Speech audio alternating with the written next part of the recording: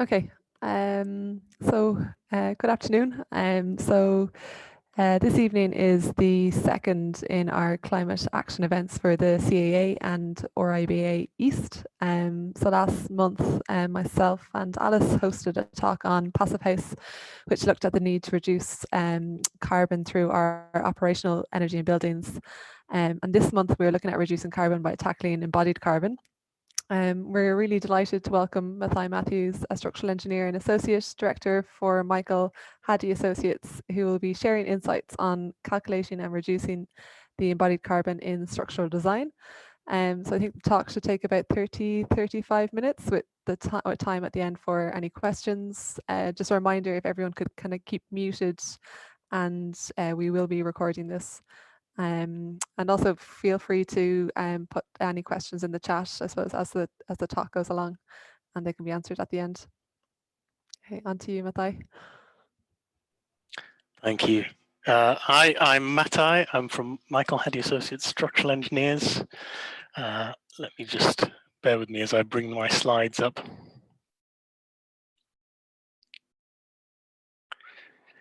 Can you see that? Fantastic. Like most engineers, the majority of my sites look something like this. Not a lot to write home about.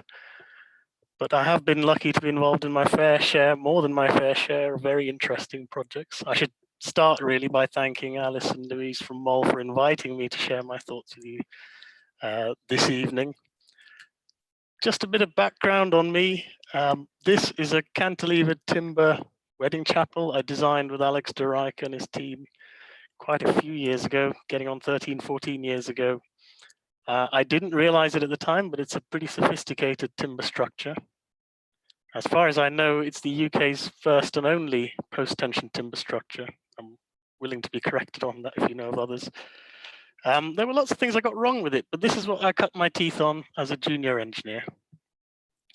I've since done quite a bit more timber engineering, and thinking about sustainability and embodied carbon was a natural extension to timber design, even if only to sift out some of the greenwash from the genuine information. In the last few years, I've significantly expanded MHA's capabilities to look at embodied carbon. We've been able to do comparative studies for quite a while, quite a number of years, but now we can go all the way up to whole life assessments. I could probably go on for several hours, but mercifully for you, Alice has limited me to just 30 minutes. I should say I'm not a full-time sustainability expert. My day job is to design buildings that stand up. So far, so good. I'm hoping I can convince you that you don't need to be an expert to understand embodied carbon. So let's remind ourselves why it matters. The black line on the left is our global annual emissions for the last 60 years or so. It's not cumulative, it's actually emissions going up every year. You can see that the trend hasn't really changed, despite quite a number of many well-intentioned global summits and agreements. The green line is the trajectory we need to take in the next 29 years in order to limit warming to 1.5 degrees. It's a pretty radical change. If we succeed, a whole host of ecological disasters will have been averted. Flood risk will only have doubled, and we will only have lost 70 to 90% of our corals. That's what counts as success in this context. You'll have seen this graph before, and this statistic of those global emissions, we account for 38%. That is, the construction industry accounts for 38%. In the UK, it's probably quoted as being slightly higher, perhaps as much as 42%. Don't need to remind you then that you and I have a significant role to play in bringing those emissions down. At MHA, we've been thinking about and calculating embodied carbon for a number of years. This is a report I managed to find. You'll see it's dated 2004, and it's pretty crude. You can see this column in the middle has the sustainability evaluation, and it's based on a highly scientific method of choosing how many trees or skulls and crossbones you should give any one option. I'm not saying it was wrong, but it was pretty subjective. We did move on pretty swiftly and start looking at some cold hard numbers, but the data on these is really out of date now, and no one even talks about embodied energy anymore. There is a lot better guidance around nowadays, and there's a couple of publications that I think are essential reading that I'll be referring to several times in this presentation. The first is the one on your screens. That's the RICS professional statement from 2017. It's the definitive guide for the principles and scope of carbon assessment in the UK. Then there's the eyestructee guide. I don't know if there's any structural engineers in the room, but if there are, you'll know this came out in last August. Broadly speaking, the RICS gives you the approach and the method, and the eyestructee tells you how to crunch the numbers. There is also a RIBA guide, but it doesn't really go into too much of the nitty-gritty, but I suppose you as architects ought to read it. The RICS guide is based on BSEN 15978/2011. I haven't read that one cover to cover. But the others are absolutely essential reading. They're pretty concise and they are free downloads, so there are very few excuses.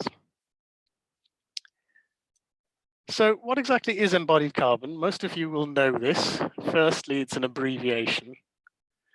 It's the quantity of carbon dioxide or other greenhouse gas emitted due to construction of the built environment. It's distinct from operational carbon emissions, which are those due to the ongoing energy demand of the building through heating, cooling, ventilation, and lighting. Embodied emissions are a one-off, or at least nearly one-off, at the start of the life of a building. And operational emissions are continuous throughout the life of the building. The split between the two varies a little. 30 years ago, it was probably 30% embodied to 70% operational. There are still some statistics around which suggest that's the case nowadays. The UEA's Enterprise Center, which Professor French spoke to you about, I think, a few months ago, which is now one of the current day benchmarks for sustainable construction in the UK, that I have some data that shows that was probably 50-50 split between embodied and operational carbon. And going into the future, this chart on your screens from the RICS professional statement, the future projection is that embodied is going to be the majority and quite often the comfortable majority over operational carbon. Now, the chart does assume some amount of grid decarbonization, which is why you're getting this swing in the numbers. So whichever way it is, embodied is predicted to be the majority, and yet it's very poorly known. We rarely seem to talk about it. And my experience is that few, if any, professional clients could tell you much about it in the way that they could about operational carbon. Just while I have these charts up, a word on being careful with defining terms. When you hear about net zero buildings or zero carbon buildings, more often than not, they're talking about this bit being net zero or zero carbon. That's the operational bit. If you've come across a whole life net zero building or precedent, let me know, because I'm yet to come across one. It's obviously a lot harder to do. So this is the framework presented in BSEN 15978, which is the most comprehensive and consistent framework in the UK for calculating embodied and whole life carbon. It works by breaking the building's life cycle down into a number of stages, all the way from extraction of raw material on the left to demolition and disposal of those materials at the very end of a building's life. And it even goes beyond that to talk about recovery and reuse of materials and putting them back into the system. The stages on your screen, I've highlighted embodied in purple and operational in gray. This is my version, which I think is a lot easier on the eye. These are the same life cycle stages, just working through them. On the left, you've got raw materials out of the ground. You've got to transport those raw materials to the factory and turn them into building materials. That's called life cycle stages A1 to A3. Then you've got to move them to site.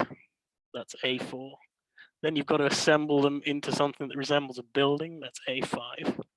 And then there's a bit of a kicker. You find that for some of the components in your building, you actually have to replace them once or maybe even twice during the life of the building. So you end up replacing components, you end up refurbishing the building perhaps once or twice during its life.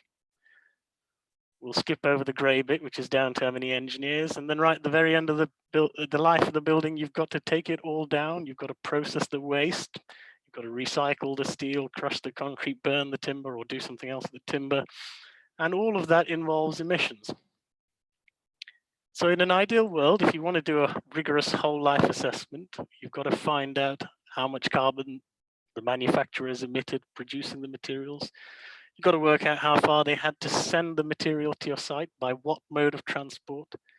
You have to know how many times those components are going to be replaced and how your client intends to maintain the building, what plans they have for periodic refurbishment, and what you're going to do with those building materials when they're eventually taken down. That's quite a lot of information. On the other hand, if you're only looking for a comparison between two options, you only really need to consider A1 to A3, which is by far the biggest source of emissions. The rest tend to be proportional to that first chunk anyway. And what you need to find is called an embodied carbon factor for stages A1 to A3 for the particular material that you're considering. You can get that in a database like the ICE, or Inventory of Carbon and Energy, or directly from the manufacturer in an EPD, or Environmental Product Declaration. I'll just go through some of those acronyms again. A1 to A3, that's the life cycle stage that involves raw material extraction, transport of raw materials to the factory, and processing into the building materials. This is also called cradle to gate.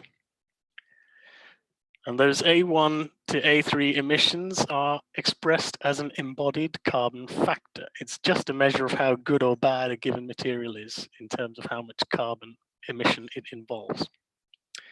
You can get those from the ICE. It's a number that you take from the ICE. That's the Inventory of Carbon and Energy. That's mostly covers ordinary building materials, which are fine for structural engineers. But if you're looking at any novelties, you might need to go straight to the manufacturer for an environmental product declaration.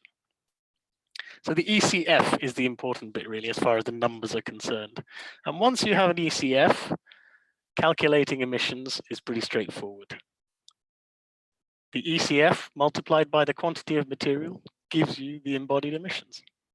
That's pretty simple. We'll do a worked example in case it's not simple enough. If you have concrete with a 50% GGBS replacement, it might have an ECF of around 0.12. So that's 0.12 kilograms of CO2 has to be emitted for the manufacture of every kilogram of concrete produced. And therefore, 2,400 kilograms of concrete, which is equivalent to 1 cubic meter, involves emitting 288 kilograms of CO2. If you stack that up for a few different materials, you can start to compare real-life floor and wall buildups. What you see on screen is 2 copies of our most frequently used carbon spreadsheet. On the left is an A1 to A3 assessment for 200 mil of CLT, and on the right is for a conventional steel and composite floor. You don't have to do a whole life assessment to see that there's a particular winner. Now, these are just 1 page of A4 each. I think the spreadsheet took a few hours to write in the first place, and perhaps a few minutes for each option that you want to look at. Again, this only includes structural materials because it's our spreadsheet, but there's no reason you can't do exactly the same with plasterboard or insulation or acoustic panels or carpet tiles or whatever it is you like using on your projects. In a similar vein, this is a sketch we did for an office development in central London with some options for framing materials. These grey blobs that you can see next to each option represent the A1 to A3 emissions for each. So once you have the right ECF, the carbon calculation doesn't take very long and gives you a very useful indication of what your best options are likely to be. If you want to go the whole hog and calculate total emissions for a whole building, you need to know a bit more. You need to know the quantity of each material in your building, the total quantity. I have done it where it's all been calculated manually. I suppose if you have a good QS, you could do it from their bill of quantities, but we tend to do it from 3D models. So we extract the volumes from a 3D model, Revit or whatever other 3D package you use, but we calculate the ECFs manually, because that bit's a bit more nuanced and we can't get Revit to do it. But I suppose if you've got someone in your office who's really hot on Revit or some other 3D modeling software, you can get them to write a bit of code for you and do it all on one bit of software. There are dedicated software packages for life cycle assessment. I've heard of 2 at least, but I have no experience of them, and I tend to prefer to know where the numbers are coming from rather than chucking them all into the computer and trusting the answer that's spat out. There is a bit of difficulty with modeling. There are lots of things there's lots of structural elements you don't tend to model. So, this is a pretty poor example of a building unless it has some joists and studs in it. They don't tend to get modeled. So those sorts of elements you'd need to put in manually anyway. So we're defining the scope of our assessment in terms of space. I gave you one option where you look at just a square meter of floor or just a square meter of wall, or you can start looking at the whole structure. That's the sort of thing that we would do. Or you could look at the whole building, including finishes. So you've got some architectural data to bring into that. And we have to define the scope of the assessment in terms of time. Is it just cradle to gate, or is it to completion, or is it the whole life cycle? The first of those is very useful and easy, and it's the only one you really need to do for comparing options. But if you want to compare a whole building, if you want to assess a whole building, you need to go at least as far as A5. So that's this middle line here. And the reason for that is that's the threshold at which you start to get benchmarks. Of course, best of life is best option of all is whole life if you've got the information, but it does need quite a bit of information and effort. Now, with whole life assessment, I should just mention as an aside, a lot of that information might be guesswork to start with, but uncertainty, if you're set on doing a whole life assessment, the uncertainty shouldn't be seen as an impediment. It's best to just use estimates and guesses wherever you don't have the good data, and continually update your whole life assessment as the better data becomes available and as you have more certainty about what your design is. On the last slide, I mentioned benchmarking. There are 3 widely known benchmarks, all of which are slightly different, handily. I'm not affiliated with any, so I hope they don't mind my using their logos on my slides. The first 2 on screen are pass-fail benchmarks. You're either better than they say you should be, or you're not as good. The top one, RIBA, is whole building, whole life. So that's the definition in terms of space and time. It's the structure and the finishes, and it's the whole life, including demolition, demounting, whichever one it is. And they say that if you're designing a domestic building today, it should emit no more than 600 kilograms CO2 per square meter of gross internal area. The same building designed in 9 years' time would be designed for half that. So that's how we're going to get to 0 carbon by 2050. LETI is a bit more relaxed, and it allows you 500 kilograms of CO2.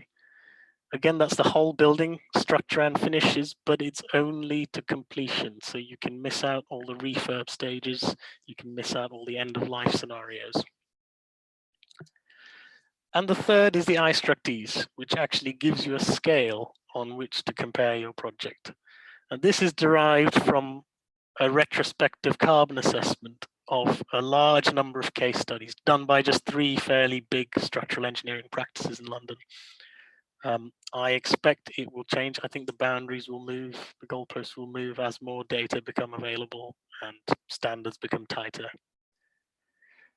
If you compare them like for like, you have to adjust the numbers a little bit. The RIBA 2030 targets tend to equate to a score of about 150 on the eyestructee range, so that's good enough for an A just about.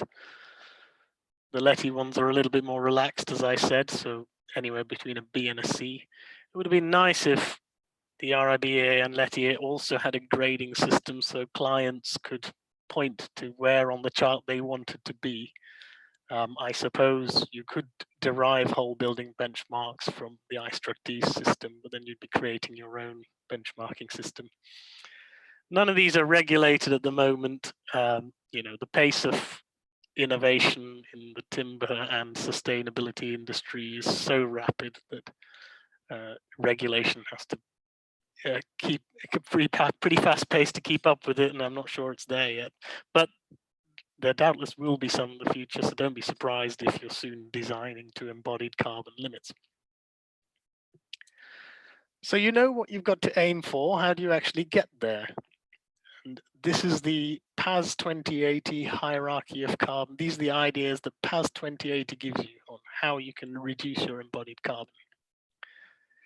The first one is a little bit out of reach for most structural engineers, but not so for you as architects. Questioning whether the client really needs a building does put your and my livelihoods in jeopardy, but let's ignore that for now. The last one, I'm not entirely sure is within our control as designers, at least not across the whole material palette. I am aware that prefabrication can reduce waste, but it can also increase demands. You know, a classic example is precast concrete, which uses less material than its in situ equivalent, but needs a much higher grade of material to keep precast factory production rates up.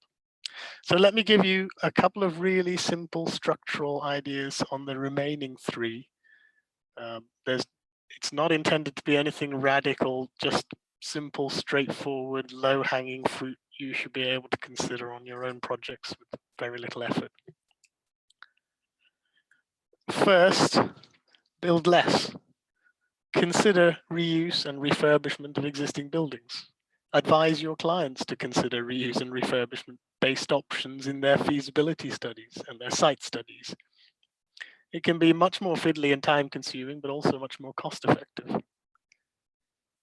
In the UK, we have an enormous stock of historic buildings, and each one represents an enormous investment, if you will, of carbon emissions made at some point in the past. Being able to modify and reuse these buildings effectively maximizes the return on that investment, and it reduces the need for present-day emissions. You can extend that principle into the future too. If your building is likely to be demolished in 30 years' time, your current emissions will have been mostly in vain. So it's worth really investing yourself into the design of your buildings so that they're really well considered and work well. I know I'm preaching to the converted here. And even something like beauty, as subjective as it is valuable for sustainability, because a widely hated building is far more likely to be demolished early. Secondly, build clever. Use timber whenever you can. It's not a silver bullet.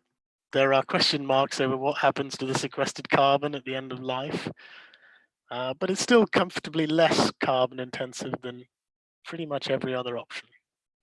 There's good data to suggest that nearly all of the lowest embodied carbon buildings are retrofits or timber frames. If you're using concrete, make sure your engineers are specifying cement replacements like GGBS or PFA. These are waste byproducts of heavy industry. Again, there are questions about how long our supplies of these byproducts will last, and I know at least with PFA it's pretty hard to find nowadays, but GGBS is still available at almost no cost premium, and it can take 25–30% off the embodied carbon of concrete at a stroke. These don't tend to make the concrete any weaker or less durable in the long run, so it's a struggle to find a reason not to use them. Build efficiently. As far as possible, keep structures simple, so they're simple to analyze. If your engineer can size a beam or a slab in a few minutes rather than a few hours, it's far more likely that you're going to get the smallest possible size. As far as structures are concerned, slimmer, deeper sections like the one on the left those on the left, will always be more material efficient than the stocky, shallow sections like those on the right. So if you can, allow your engineers more depth to use and keep your grids sensible, avoid pointlessly long spans. Just going back to a sketch I showed you before, you can see from this, I don't know if you spotted it before, you can see from this that depth arguably outweighs the material choice when it comes to reducing structural carbon. The option at top left with the really flat soffits is very carbon intensive, but one of the lowest carbon options is in situ concrete bottom left. So it's not a stretch to say that building height, massing, and grids have as much, if not more, of an effect than just using low carbon materials. And lastly, I would recommend attempting a whole life assessment on a project where most of the design's already been done, so you're not dealing with uncertainty. Even if no one cares or is paying you to do it, once you get your head around the method, I think it would take you probably a day or so for a small to medium-sized project. And that's one of the easiest and most comprehensive ways to understand where the opportunities lie for carbon reduction and where the pitfalls are with the specific type of work your practice does. You'll be surprised by some of the figures that come out of it. I'd like to just finish on a non-technical note. MHA we're one of 207 signatories of Structural Engineers Declare, which means that amongst other things, we're committed to providing advice to help our clients reduce embodied carbon. We're a pretty small practice, and we've found that the investment needed to provide this advice was not crippling, so it's commercially viable without much difficulty. There's almost no cash involved, and all you need to put in is the time to read up and start trying it. So even if you were only thinking about it in terms of profitability rather than saving the planet, I doubt you'd regret that investment. That said, it's an uphill battle from there on in unless you can find clients who care, clients who are aware of sustainability and want their buildings to be sustainable. We have a lot of wonderful clients, but also some for whom sustainability is entirely someone else's problem. Many professional clients know something about operational energy use, as I said, but clients who know anything about embodied carbon are like hen's teeth. Even better, clients who realize that carbon reduction might involve compromises. It might mean reconsidering a 3-story basement with a swimming pool under your house. And I say that as someone who's designed quite a few basements. And best of all, clients who are willing to put their money where their mouth is. Wouldn't we all love that? Personally, I don't see why sustainable buildings should be any more expensive than unsustainable buildings. I mentioned Professor John French, who you saw speaking to you a few months ago. It's one of his views, which he's made pretty clear, is the premium on sustainable buildings is very curious indeed. In some ways, sustainability is a measure of resource use, and it's perplexing that using less resources can somehow cost more. But designing sustainable buildings is undoubtedly more time consuming and involves more work than rehashing the same old solution you've used 100 times before. I'm sure the most sustainable buildings are going to be built by clients who prioritize it and value, that is, are willing to pay reasonable fees for designing it in. Architects, I would urge you to challenge the engineers on your team. Are they able to provide embodied carbon advice? And if not, why not? There aren't very many barriers to doing so. Are there schemes they're coming up with the lowest carbon options? If not, why not? Have alternatives been chosen with good reason? And lastly, I would say, prepare to muck in. The structure doesn't contain all the embodied carbon in a building. 65% is fairly typical. So the other 35% you will have to assess yourselves rather than passing it on. I hope even if you drifted off, at least I've shown you where to start. Thank you. Thanks, Mathai. That was really, really informative. Are there any questions? I guess I could break the silence. Yeah. I guess I've got a question about kind of setting the right brief for embodied carbon. It's something I don't really know, but whether the loading that you need for particular functions is a bit over generous sometimes, whether it's worth having that conversation with clients. Oh, sorry, you're on mute. Oh, sorry about that. How often does that happen? Yeah, absolutely. It's designing for excessive loads is not something you want to be doing. Conversely, if a small uplift in loads means that the building will last a lot longer because it can be used for 10 functions rather than one, it's probably a worthwhile thing to do. I'm not sure there is a right answer to that, but yes. I mean, on the subject of setting the brief, I don't know how a client would go about picking the right number. There's no guidance on what number they should pick for a certain type of building. In some ways, it doesn't matter because whatever number, regardless of the type of building that you're building, the same amount of emissions are put into the atmosphere and has the same effect of eating into our carbon budget to 2050. Yeah, no, it's just a sort of conversation that seems to be very rare, about it tends to be just defaults for particular building types, as far as I can tell. The question doesn't seem to come up. Well, there's the British standards and the Eurocodes tell you what you should design for in any given type of building, but that's not necessarily set in stone. A building should be designed to be fit for purpose, and especially in the context of refurb, it is possible to stray away from British standards and Eurocodes. If you can get a derogation agreed with your approved inspector or building control officer because you've done a risk assessment and you know that your loading isn't going to exceed a certain amount, then that is absolutely a way of reducing the structural demand on a building and making it viable to use a building that might otherwise have to be demolished. Mm-hmm. Oh, thank you.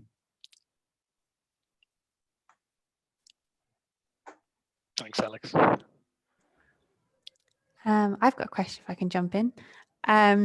With the benchmarks that, say, Letty and iStructee have put together and so on, have you got a sense yet from the projects you've done in the office of what that actually means? So, say, for example, in order to meet I think it's 300 kilograms of CO2 per meter squared for Resi that Letty have set, is that is that only possible in structural terms to meet with timber frame, or is it possible with other materials? Do you have a sense of that yet, like what that actually means?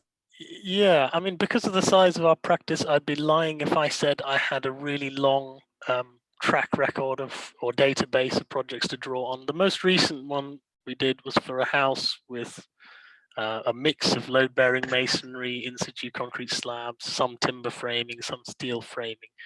And that one worked out at 250 odd for the structure. That's cradle to completion structure only was 250 odd. And there was no real effort expended on making that a sustainable project. The client had no sustainability aspirations. So we did things like cement replacements, but nothing beyond the ordinary. Now, I think 260, let's think about that. If we're saying 65% is structure, that equates to a whole building of about 400. So without any effort, you're pretty close to 350. A little bit of effort would get you over the line. I think with Letty, you'd have to go a bit harder at it to get into RIBA 2030 limits. Okay, that's sort of encouraging then, that it's not the targets seem fairly reasonable then. No, that's right, and I think that we'd all be very discouraged if the only way of doing this was to go around creating really benchmark, uber sustainable, incredible buildings. That's probably not what's called for here, and that's probably not the most efficient way to reduce our emissions. But on the other hand, if everyone designing ordinary buildings is just making some improvements, we're going to see a much bigger reduction much quicker.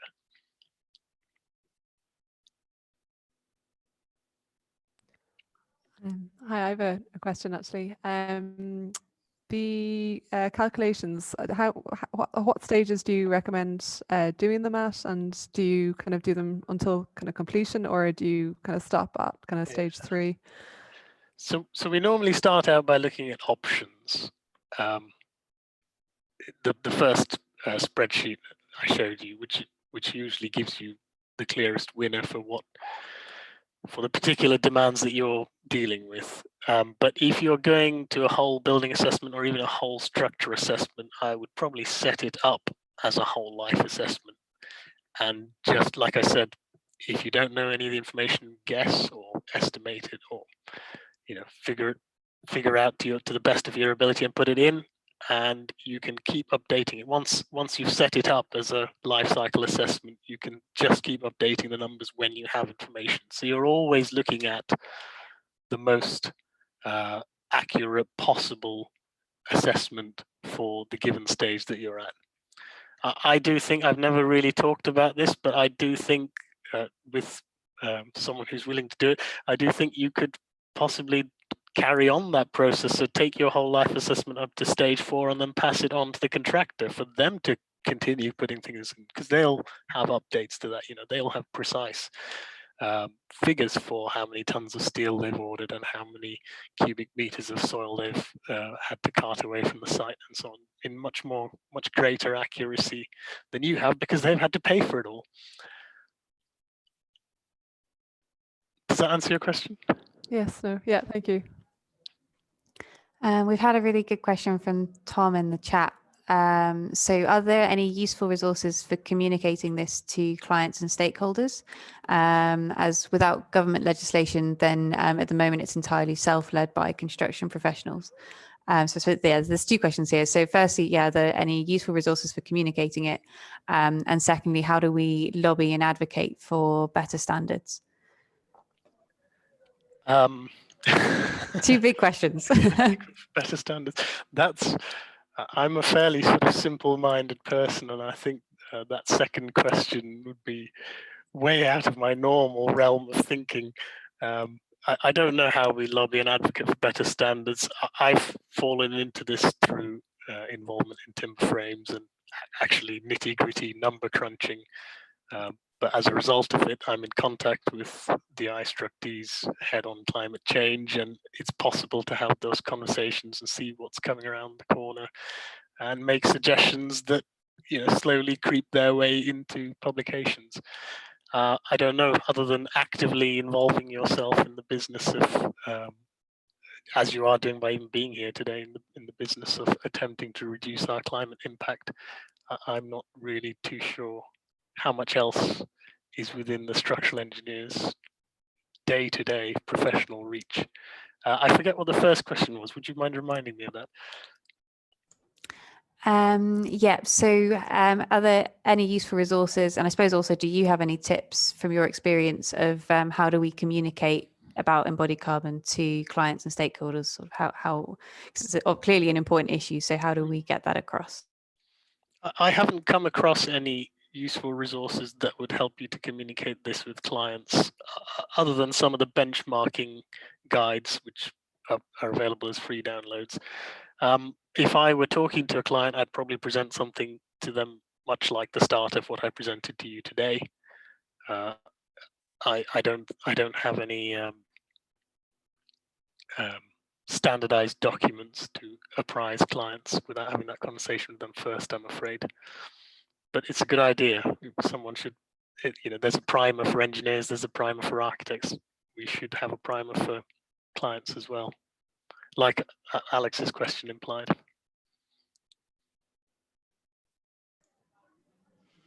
Great, thank you. So another question's come through of, so for a domestic project, this is from sorry, I don't know your full name, KP. I'm not entirely clear on the question. It says, would a simple EC table for foundations, floors, walls, etc. Suffice to get started on this? That's from Karen. A simple table quantifying the materials, is that, I know the questions in the chat. Yeah, keep it as simple as you want. If your building is simple, the table can be simple. If your building's really complicated, you might need a complicated table. But it's oh, sorry, I can see there's something coming up in the chat. Bear with me. Is Karen in the meeting? I just would it be okay if I asked her to unmute? Yes, I am. Sorry. Hi, Karen. Hi. No, I'm just trying to think of actually putting something like this into practice, because you've got to keep it so simple at the domestic scale, because it just ends up on the floor otherwise. No, I agree. This is something that everyone on the ground should be doing, not just the people in the ivory towers, the big companies with all the research budgets. I'm not sure of the question. What would you be hoping that the builder would do with it? Well, I just don't know. It's just to make them think about it and get on board with it early on in the project, just to have something that refers to it, like you do with health and safety information. Yeah, I think it would be possible to fit this all on one A4 sheet. I don't think it's a particularly complicated subject at its fundamental level, and I think if you had a builder who was sympathetic and wanted to be part of the effort, I think you could get it across on one A4 sheet. Yeah, okay, all right, that helps.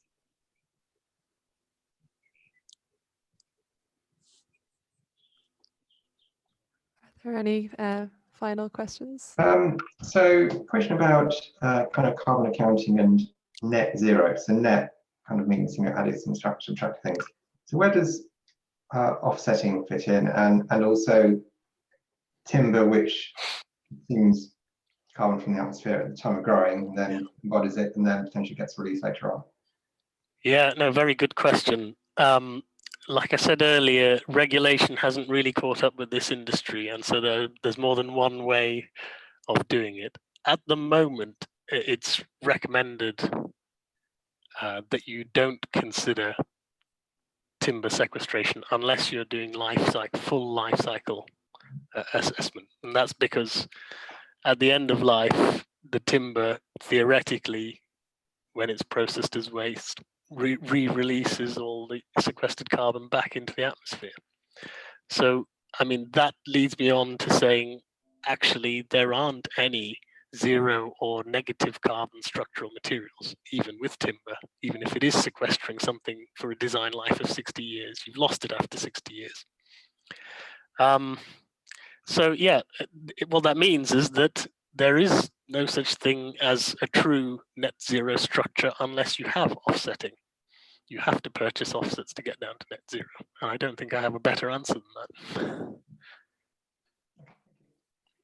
that. My personal take on it is that it's still nevertheless good to use timber, because it's still going to be less carbon intensive than steel and concrete for the most part. And if in 50 or 60 years time, there are huge strides in CCS, that's carbon capture and storage technologies, then there'll be something that could be done with that timber that's storing your carbon. So yes, it's pushing a problem into the future, but it's pushing a smaller problem into the future rather than a big problem now. That's a good way of putting it. Thank you.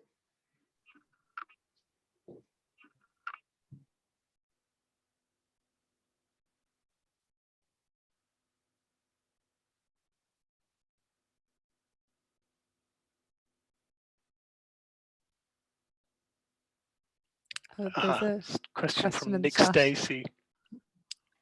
Is there any data on what carbon emission is gained from reusing parts of the building? For example, using old bricks as hardcore instead of getting new to site? Not really, but the thing to do, at least as far as calculation is concerned, is to assume that the embodied carbon factor for that material is the same as it would be for an equivalent new material. And it's something that you don't have to use in your building. So again, on a refurb project, if you're reusing an existing building, but your project itself, including the existing building, achieves a certain amount of GIA, you can count that whole GIA as what your project is, but of course the embodied carbon that you've put in is only the new fabric. So I think you gain that by its absence. It stays off your embodied carbon calculation if you're reusing the material. Does that help?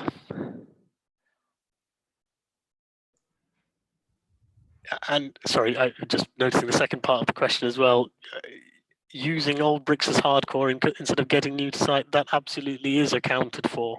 Those types of approaches are accounted for in whole life assessment, because again, by absence, you would lose the embodied carbon of the material, you'd lose the embodied carbon from the transport, you'd lose a certain amount from waste, and you'd lose a certain amount from disposal. So not only the material itself, all of the related emissions from getting that material to site or taking it away from site, you would gain on your assessment if you are reusing old bricks as hardcore.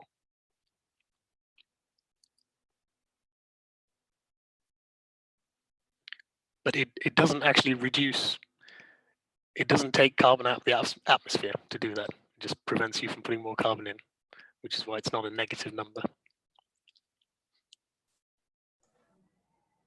Can I ask, from the sort of studies that you've been doing so far, have there been any sort of surprising results or unexpected things, or just sort of like lessons that you've learned from doing these studies as part of the design process? Yeah, very interesting question. I don't think there's been anything terribly unexpected. Your subjective views on embodied carbon materials and the carbon density of materials is probably not far off being correct, given what you've heard in the press. But one thing that is useful to know is that you tend to get, over the size of a building and a life cycle assessment, you tend to get some fairly fixed proportions between different elements of the life cycle assessment. So even if you're not doing a life cycle assessment, you can estimate one pretty closely with a fraction of the information. And that's why I say, you might as well set it up as a life cycle assessment and put in estimated figures until you have the real ones. There's a question from, is that Karen Rainsford? Should you include energy used for workers to get to site every day? Yes, that is included in the calculation, but not in direct detail. The emissions from construction tend to just be calculated as a proportion related to the project value. So if your project is £1 million, then you'll have a certain number of kilos of carbon dioxide released. If it's £2 million, it'll be twice that. There isn't a detailed way of checking how far workers have to travel to get to site.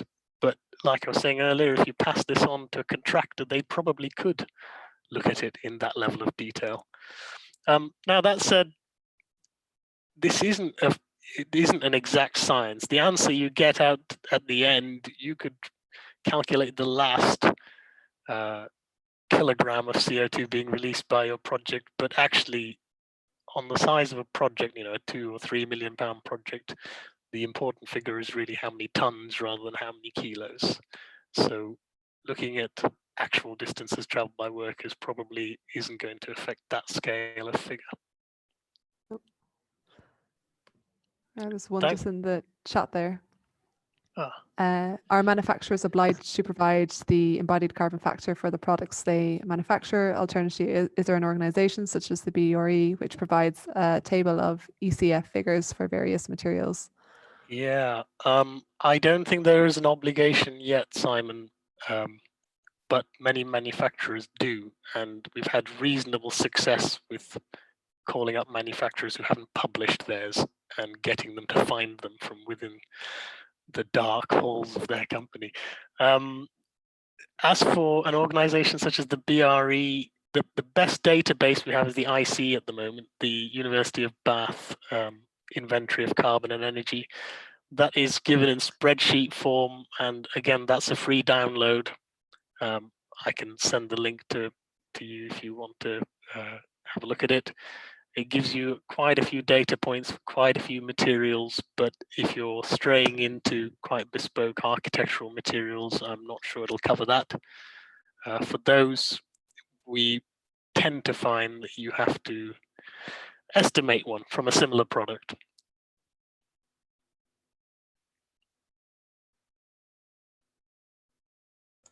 I think we've actually started looking into this for a project that I'm working on at the moment, and there are quite a lot of a surprising amount of EPDs now available. I think there are requirements for them in other countries. So I think France has been very good on this, and that's meant that more manufacturers are now getting them because they have to for the other countries that they work in, which is handy for us, but it would be good if it was also a requirement here. Yeah, it's really variable. I mean, about a month or so, I was trying to look at it, find an EPD for SIPs, and I went to Kingspan and they didn't have one. And you'd think a company the size of Kingspan would have that kind of documentation coming out of their ears, but they didn't. And on the other hand, there are some very random companies on a small scale producing pretty niche products who do have EPDs.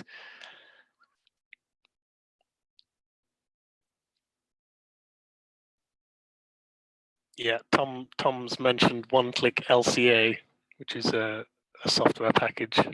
Yeah, there's that one, and there's what's it called?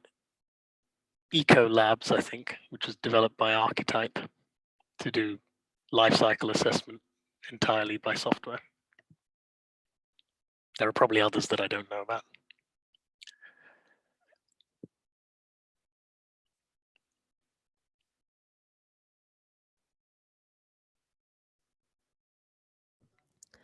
Okay, I think if there's no more questions, we'll just say thank you very much, Mathai. That's been really, really helpful and informative. And we have recorded this, so I think Alice will be sending the recording to the RIBA East, which should go on their YouTube channel. And we will be organising another event in a month or so time, but we will send out an email. But just to say thank you very much, Mathai, again, that was really great. Yeah, thank you very much for having me. And if there are any more questions, I'm always happy to talk about it. You know, get in touch with Alice and Louise. I'm sure they'll pass on my details to you. Brilliant. Right, thank you. Thank you. I've just dropped in the chat. Oh. My email address is alice@molearchitects.co.uk. If anyone wants to hear about more of these events in future, then I send out an incredibly informal newsletter from that account. So yeah, if you want to hear more, then send me an email there. Thank you.